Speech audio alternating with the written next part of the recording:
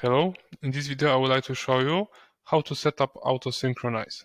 So when we are on the replication, the process is split into two parts. So we need to run to create entries and then synchronize to send them.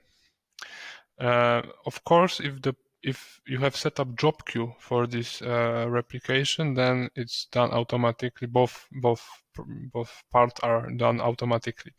But if you would like to trigger manually replication and do it in one step, you can go to the MDMS setup and mark auto synchronize action.